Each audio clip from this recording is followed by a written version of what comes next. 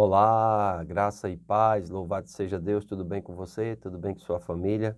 Espero que tudo esteja bem. 2 Reis, capítulo 18, o reinado de Ezequias de Judá. Isso está contemplado também em 2 Crônicas, capítulo 29. Diz o texto: no terceiro ano de Oséias, filho de Elá, rei de Israel, começou a reinar Ezequias, filho de Acais, rei de Judá. Tinha 25 anos de idade quando começou a reinar e reinou 29 anos em Jerusalém. Sua mãe se chamava Abi e era filha de Zacarias. Fez ele o que era reto perante o Senhor, segundo tudo que fizera Davi seu pai. Removeu os altos, quebrou as colunas e deitou abaixo o poste ídolo, e fez em pedaços a serpente de bronze, que Moisés fizeram, porque até aquele dia os filhos de Israel lhe queimavam incenso, e lhe chamava de Neustã. Confiou no Senhor, Deus de Israel, de maneira que depois dele não houve semelhante entre todos os reis de Judá, nem entre os que foram antes dele, porque se apegou ao Senhor, não deixou de segui-lo e guardou os mandamentos que o Senhor ordenara a Moisés. Assim foi o Senhor com ele. Por onde quer que saía, lograva bom êxito. Rebelou-se contra o rei da Assíria e não o serviu.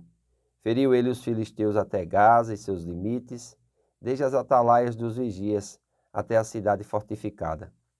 No quarto ano do rei Ezequias, que era o sétimo de Oséias, filho de Elá, rei de Israel, subiu Salmanasé, rei da Assíria, contra Samaria e a cercou. Ao cabo de 3 anos, foi tomada. Sim, no ano sexto de Ezequias, que era o nono de Oséias, rei de Israel. Samaria foi tomada. O rei da Assíria transportou a Israel para a Assíria e o fez habitar em Ala, junto a Abor e ao rio Gozã, e nas cidades dos Medos, porquanto não obedeceram à voz do Senhor seu Deus, antes violaram a sua aliança e tudo quanto Moisés, servo do Senhor, tinha ordenado. Não o ouviram, nem o fizeram. Olha, aqui o autor, vamos dizer assim, tendo encerrado o Reino do Norte, ele volta um pouquinho para introduzir e vai se voltar para o Reino do Sul, o Reino de Judá, e vai falar sobre o rei Ezequias. Amém? É importante nós observarmos que, paralelamente ou contemporâneo de Ezequias, nós temos o profeta Isaías. Então é importante você ler também o livro de Isaías, né, para que você tenha mais consistência. Lembrando que nós estamos vendo apenas o contexto histórico, né? Estudando os livros históricos para que a gente tenha uma compreensão do que está na cronologia do tempo, né? Cronologia é isso, estudo do tempo, na linha do tempo da história do Antigo Testamento, para que a gente saiba depois alocar os livros proféticos, os livros poéticos e não ficar perdidos, amém?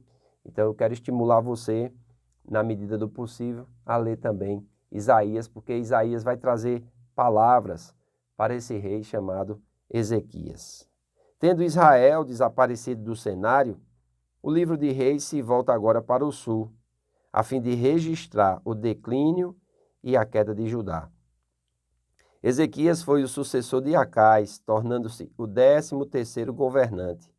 Ele assumiu o poder, instigando reformas espirituais em grande escala.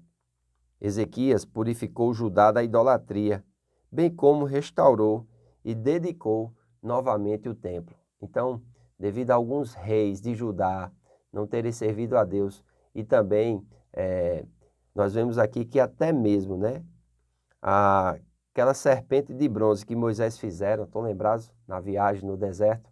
Que serpentes abrasadoras do deserto vinham e mordiam os israelitas e muitos morreram. E Moisés foi orar a Deus. Então Deus disse assim: faça uma serpente de bronze e coloque no meio do arraial. Todo aquele que for mordido pela serpente abrasadora do deserto, ele tem que olhar fixamente para essa serpente de bronze e ele não vai morrer. E é interessante, essa serpente de bronze que Deus ordenou que se fizesse, se tornou vamos dizer assim, um objeto de adoração. E é interessante, porque os israelitas, eles queimavam incenso e lhe chamavam de Neustã. Olha, algo que foi usado como bênção num período, depois se tornou algo que levou o povo de Deus à idolatria, que levou o povo de Deus a adorar algo que não era para ser adorado. E isso, irmãos, é muito comum. Às vezes nós começamos a servir a Deus e Deus começa a nos abençoar. E sabe o que é que a gente faz? A gente pega a bênção e começa a adorar, ao invés de adorar o abençoador. Então, eles erraram nisso aqui. Ezequias vai fazer uma reforma, amém? E vai dedicar novamente o templo. Agora, quando a gente observa aqui, entre o versículo 1 e o versículo 13, que nós vamos comentar amanhã, nós vamos ver que vai ter uma dificuldadezinha na interpretação. Mas a comparação desses versículos vai apresentar um problema cronológico complicado. Ezequias começou a reinar no 3º ano de Oséias, disse o verso 1. Como Oséias começou a reinar por volta de 732 a.C., isso significa que Ezequias tinha iniciado o seu governo em 729 a.C.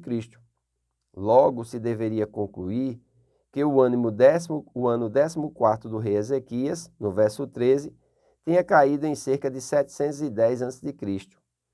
No entanto, a invasão de Senaqueribe, no verso 13, pode ser datada com exatidão em 701 a.C.